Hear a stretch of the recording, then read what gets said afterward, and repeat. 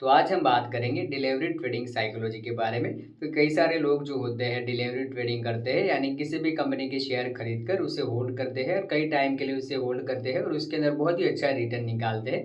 पर delivery trading के अंदर क्या साइकोलॉजी है, किस तरह से कैसे स्टॉक आपको पकड़ने चाहिए और उसे डिलीवरी में आपको कितने टाइम कर उसे जो कि है होल्ड करना चाहिए। तो ऐसे डिलीवरी ट्रेडिंग की अगर बात करें तो डिलीवरी ट्रेडिंग के बहुत सारे लोग, यानी जो कई सारे लोग ऐसे होते हैं, डिलीवरी ट्रेडिंग वही करता है जिसके पास पैसा थोड़ा ज़्यादा होता है, क्योंकि डिलीवरी के अंदर आपके पास एक्स्ट्रा जो पैसा पड़ा होता है उसे आपको इन्वेस्ट करना पड़ता है। और कई ऐसी कंपनी जो कि कंपनी का टेक्निकल फंडामेंटल जो बहुत अच्छा होता है, वैसी कंपनी के जो कि आपको शेयर खरीदने पड़ते हैं और उसे 2-4 सालों के अंदर उसे होल्ड करना पड़ता है, डिलीवरी ट्रेड करना पड़ता है। डिलीवरी के बाद आपके जैसे जैसे मार्केट में जो स्टॉक है उसका ग्रोथ होता है, वैसे वैसे आपको प्रॉफिट मिलता रहता है और अच्छा रिटर्न भी मिलता है।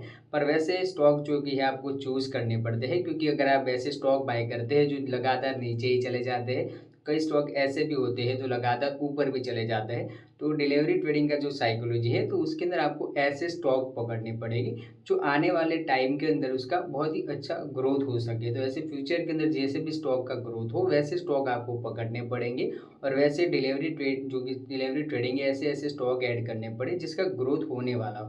क्योंकि जैसे उसका डिमांड रहता है स्टॉक के अंदर, अगर उसका टेक्निकल फंडामेंटल क्लियर है तो उस स्टॉक को आप डिलीवरी कर सकते हो। बट अनदर अगर आपने ऐसे स्टॉक पकड़े हैं जिसका कोई फ्यूचर नहीं है, उसके ऊपर लॉन्च वगैरह, उसका टेक्निकल खराब है, इसका बहुत कुछ ऐसे जो कि चार्ट्स देखेंगे वो भी खराब है, तो ऐसी चीज़ों को आपको अवॉइड करना पड़ेगा और डिलीवरी ट्रेड के अंदर ऐसे स्टॉक पकड़े जिसका फ्यूचर ब्राइट हो। अगर फ्यूचर ब्राइट होगा तो आपने जो इन्वेस्ट करा है वो भी आपको प्रॉफिट यानी ग्रीन ही दिखेगा। बट आपने वैसे-वैसे स्टॉक पकड़ लिए और अपना पोर्टफोलियो जो है वैसे ही सीधा ही बना लिया, तो आपने अगर मार्केट में जितना भी पैसा लगाया तो आपका जो पोर्टफोलियो है वो भी कभी भी ग्रीन होने वाला है नहीं। वो हमेशा के लिए रेडी रहेगा। एक स्टॉक ऊपर जाएगा तो एक स्टॉक नीचे आए। तो इसलिए ऐसे स्टॉक पकड़िए जिसका डिलीवरी के अंदर ग्रोथ हो, और डिलीवरी में जितना टाइम लगता है, पर वैसे आपको थोड़ा उसके अंदर वेट करना पड़ता है। डिलीवरी ट्रेडिंग के अंदर प्रॉफिट के लिए आपको वेट करना पड़ता है, इंट्राडे में आपको नहीं करना पड़ता। तो डिलीवरी के अंदर ऐसे स्टॉक होने चाहिए जिसका ग्रोथ जल्दी हो। और मार्केट के अंदर दोस्तों ऐसी एनालिसिस जो है टेक्निकल, वो भी चेक करना पड़ता है। क्योंकि अगर आपने कोई ऐसा बात करी, रिलायंस आपने स्टॉक पकड़ लिया, उसके अंदर आपने डिलीवरी करा, बट उसका जो है दोस्तों किस तरह से कब उसका प्राइस बढ़ने वाला है, कितने टाइम तक उसे आपको डिलीवरी उसे ट्रेड करना पड़ेगा और ऐसी चीज़ों को समझना पड़ेगा। क्योंकि जिस तरह से उसका डिमांड है, अभी उसका ग्रोथ होगा भी नहीं होगा, और कई सारे ऐसे न्यूज़ जो होते हैं मार्केट के न्यूज़, उसको भी फॉलो करना पड़ता है।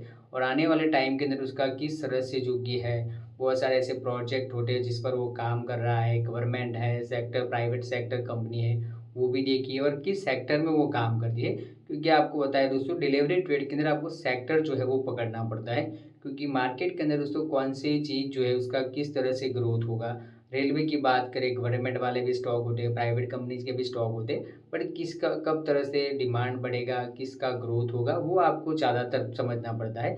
और वो चीज़ जो है आपको एक्सपीरियंस से सीखने को मिलती है। तो मार्केट को आप ज़्यादा से ज़्यादा टाइम दीजिए और उस चीज़ को समझिए। अगर आप भी डिलीवरी ट्रेड करते हैं तो आपने किस सेगमेंट में, किस सेक्टर के स्टॉक लेके रखे, वो भी कमेंट करना, ताकि आपको मैं सजेशन भी बता सकूँ कि कैसे स्टॉक पकड़ने चाहिए और किस तरह से फ्यूचर में इसका ग्रोथ होगा।